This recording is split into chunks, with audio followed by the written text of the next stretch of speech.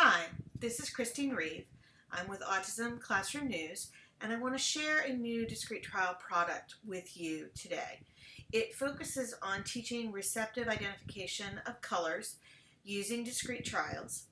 It is designed so that it's easy to use. It includes already made materials and data sheets, as well as probe materials, so that it's something that you can give to an instructor or a paraprofessional, tell them which blocks to run, and they will be able to, if they've been trained in discrete trials, they'll be able to run them, and you'll be able to go back as the supervisor and oversee with the data collection what's being done. And so it's designed to try to incorporate some of the more recent research in teaching receptive discriminations, as well as to make it easy for everyone involved. It can be used on a tablet, it can be used on a computer, or it can be used with paper and pencil. When you first buy the item, you will receive a zip file. So once you unzip the zip file, which on a Mac will happen very easily, but on a PC you may need special software if you haven't done that before. It's usually free, you can download it. You will get a folder that looks like this. And the first thing that you will see will be the read this, which is the title page, the terms of use, and how to contact me, as well as instructions and information about exactly what is included, how to make them, how to print them, and how to use them. So you can go through that. The materials are set up so that there is beginning with a 3-color array that is presented. All of the arrays are counterbalanced so that the student doesn't make mistakes based on always choosing the one on the left. Or if that happens, you can easily tell that it happens. So generally we start with red, blue, and yellow because those are primary colors. They are the most easy to discriminate. They're the most distinct. I would start with the circles. As you can see the grid, each one has red once on the left, red once in the middle, and red once on the right. And so in each group of 3, there's an answer of red, yellow, and blue, but it moves around. So the student who only gave you all the ones on the left is going to get only 33% correct. So using 3 items instead of 2 allows you to cut down on the number of errors and easily see if there is a bias.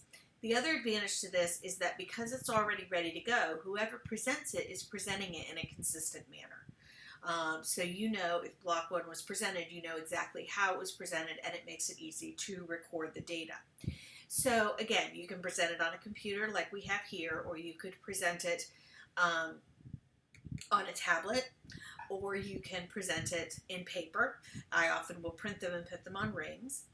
And what you'll see is in block 1, show me blue, show me yellow, where's red? And you would just hit down. Now obviously if you're working on a computer or a tablet, if the child touches the screen, you get the answer, but nothing's going to happen because it's just a PDF, it's not an app. But it is designed so that you can easily organize your materials, and it goes from circles.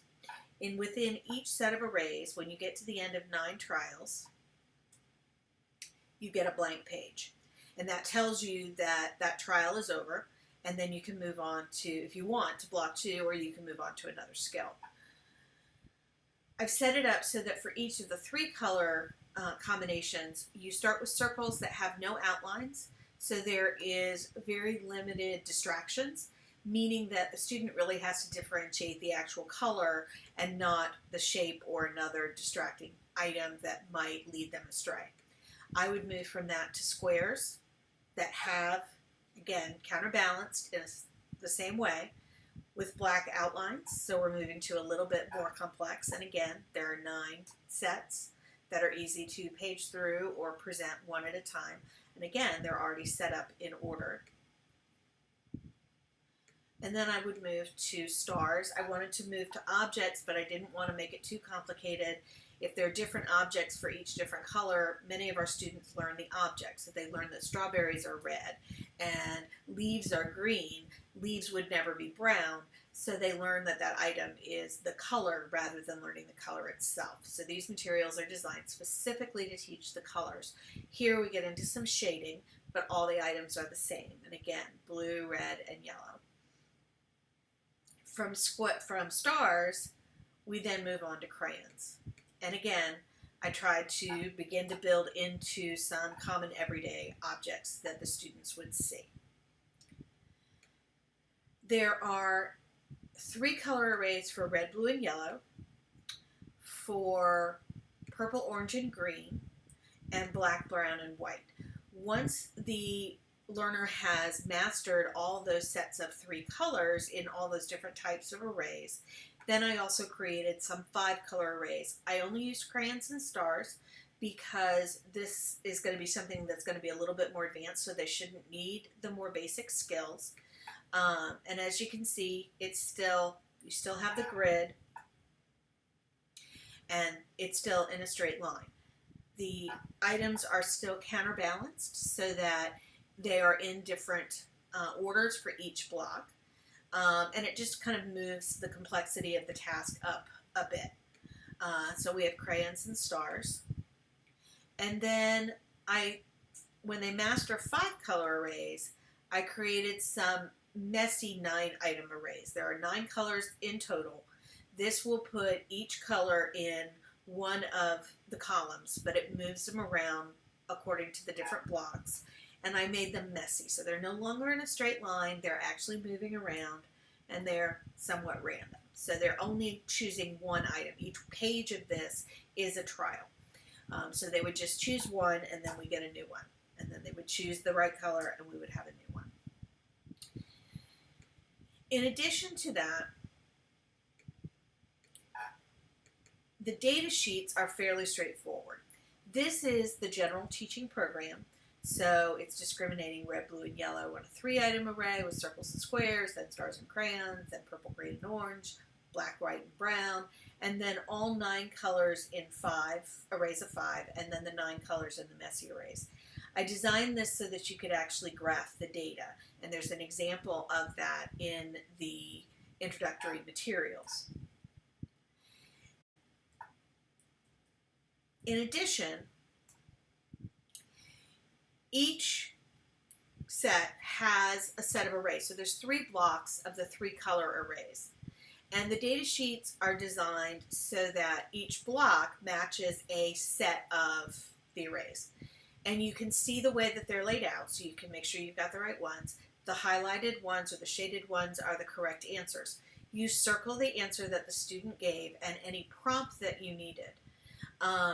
I like to print these on full sheet labels, and then I can tape them to a piece of paper for an instructor to use, and then I can take them and actually peel the backing off and stick them into the student's program notebook until I'm ready to graph the data. This also gives me a really good understanding of what was done during discrete trials, so I can see, does the student always pick something on the left? Does he always pick the one on the right? Is he shifting? What kind of errors are we getting so that I can problem solve? So there are pages for the 3 color arrays, as well as the 5 color arrays, and 9 color arrays. And this is something that's easy for the instructor to hold on to and know which thing they're asking for within each array. In addition, I developed some probe arrays so that if you use probe data, which some of us use it to decide what type of prompting will be needed in errorless teaching, sometimes we use it as a test. I developed it so that there are 3 prompts for each of the 3 color arrays, 3 probes. You also would record time elapsed and the percent correct, as well as circling the answer that the student gave and writing in the prompt. This gives you a test of sorts to be able to determine whether or not the student has mastered it. And you can see that it's just 3, so it's very quick, where we're testing it, and then we decide whether or not we need to move forward based on whatever our mastery criteria is. And you can see it's for all the 3 different arrays, the 5 arrays, and then there's a 9 array. And then there are coordinated materials with those as well in the probe arrays file. So for instance, if you open up the purple and green 3 probe arrays, you get the data sheet as well as the 3, 1, 2, 3, and then a blank. And then you get it in squares. 1, 2, 3. And you would just generally use one of those sets, but they're all in the same file. So that kind of gives you an overview of the data. There's another video you can watch for printing things out multiples to a page. If you have any questions, please feel free to contact me through my store. I'm Christine Reeve with Autism Classroom News. Thank you.